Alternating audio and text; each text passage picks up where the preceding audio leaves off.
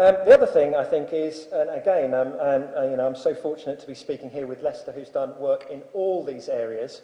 A paper that I get my students to read, and I'm not going to go into the details of it, which is your social origins theory, trying to explain how non-profit sectors arrive at how they are, looking at their history.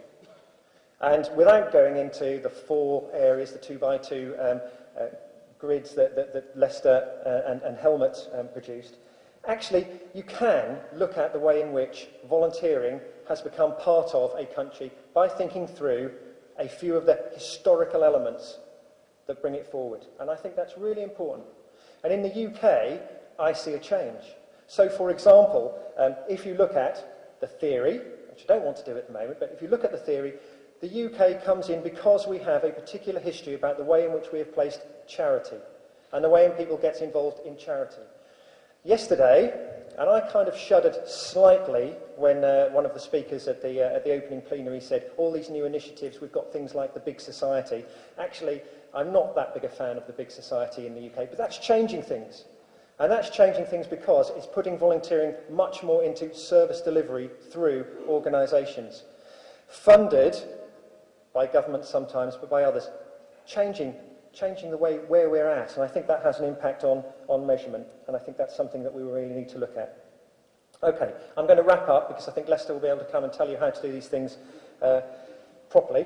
But when I was doing my slides, and I was kind of, you got to that bit at the end where you think, have I done the right thing? Am I actually talking about what Kylie wants me to talk about here? I thought I'd better put another slide in here with the different sorts of trends, just in case I've got it all wrong. So I looked up a paper, and this really is me reporting to you another paper rather than anything I can speak very well about, just to say that within this, and I think we've had this already at the plenary, within this broader trends of volunteering going up and down, within limits. The Minister today talked about it going up. Actually, in the UK, it's going down slightly, but not profoundly down. It goes within limits. What are the trends within it? Well, I think he's absolutely right when he was talking about flexible volunteering. And within that, I think he was talking about episodic, and I think that is something that is a trend. I don't have any figures for, but everybody who's writing on volunteering seems to say this is a trend that we've got to look for, episodic, shorter bursts of volunteering. The corporate volunteering aspect is very important, and I think that's something that's coming out tomorrow in the plenary, and I think that will be an interesting report because it's a big area that we need to look at. And the other one, the last one, I suppose, to name but 3, is family volunteering. I think that's one that's not been mentioned so far, and one that's really captured some people's imagination, but not got as far as perhaps it should. And I think there's some of the trends we're beginning to see come out within these broader trends of numbers. But as I said, always be cautious when you look at your numbers. Look at how you've got them, certainly within your own country, but if you want to try and compare them with somebody else, certainly be very cautious about the methodologies of the different surveys and so forth. Thank you.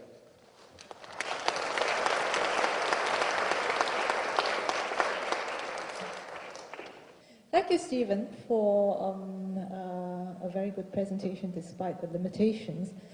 You mentioned at the beginning that one of the main causes of variations in the statistics was the definition of volunteerism. And in fact, the word volunteerism is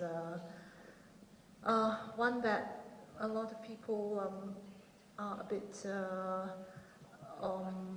confused about, including myself, although I'm at this conference, I'm trying to find out.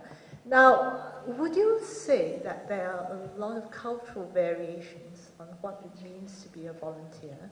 We were just talking today about Singapore's, at tea break, about Singapore's low incidence of volunteerism.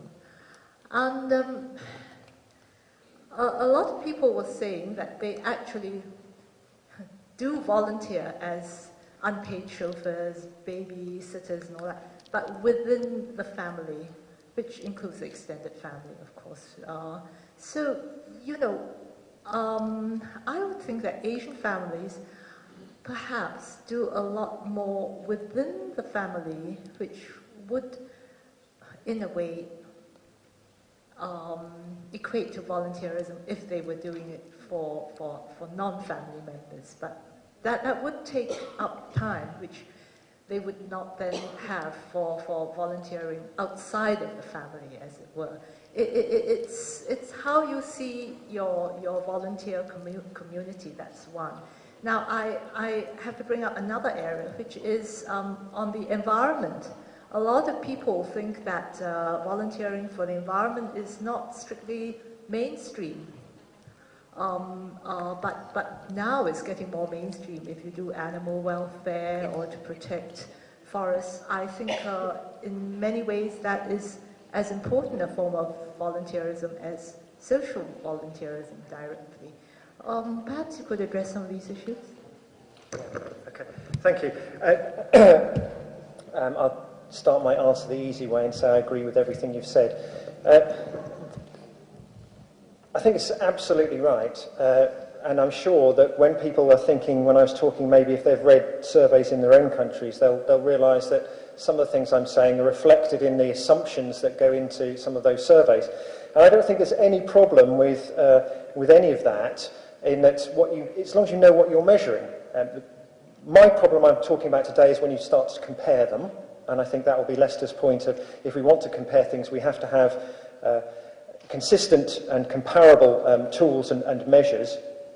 But the way in which you construct a survey within your own country, if you want to try and capture everything that goes on, I think it's up to the people who know, and it's usually volunteer centres and so forth, national volunteer centres, to help people, to help national survey organisations and guide them on those sort of issues. My reaction to your questions would be, within the family, and that's a really interesting one, because in the UK we wouldn't conclude that. The definitions we would use would, it has to be voluntary, it has to be unpaid, it has to be the benefit of somebody other than yourself or a close relative.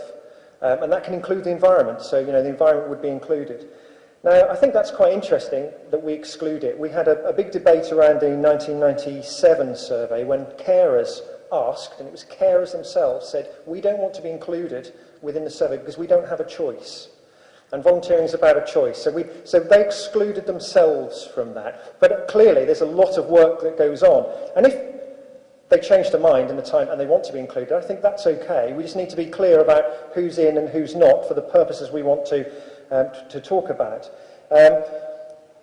When it comes to how you express it, absolutely. What I was talking about, if you use the term volunteer, you can get an undercounting. And I can use an example again of the UK of school governors. School governors is just about the largest body of volunteers in the UK. And yet a school governor is a school governor. When you remind them they're a volunteer, they remember they're a volunteer. But if you say to somebody, do you do some volunteering and they're a school governor, I can imagine them saying, no, they're a school governor, they're not a volunteer. And the way in which it's always been done in the UK is flashcards. Have you done any work unpaid in this context or these sort of organisations? Which are repeated. You ask them and then you ask people again in a couple of minutes' time, can I just remind you, it's these organisations, which actually boosts the numbers again. The term you use is very important, and you're absolutely right. People have different words and they don't recognise those words. And we got in trouble again in the UK when we were trying to do some of the work around black and minority ethnic communities. Because we got this undercounting and nobody could really explain why. We assumed that people did work in their own communities because we knew that there was a lot of work going on. And then somebody realised that actually you have to ask in different ways. So when you get to a particular population, I think it's the Hindi population, which we have a lot of people around the Midlands in the UK, who don't have a word for volunteering. And their word loosely translates to helping out. So you had to use the word that people understand in order to get the answer to what people were doing. If you just asked people if they volunteered, you wouldn't count. And then all of a sudden, one community looks like it's not contributing anything, which is completely wrong because we asked the wrong questions. So I think it's absolutely important that the people who know these things get to work and collaborate to try and work out exactly how we need to ask to get the maximum coverage, not just to boost the figures, but to know what's going on and who's contributing how.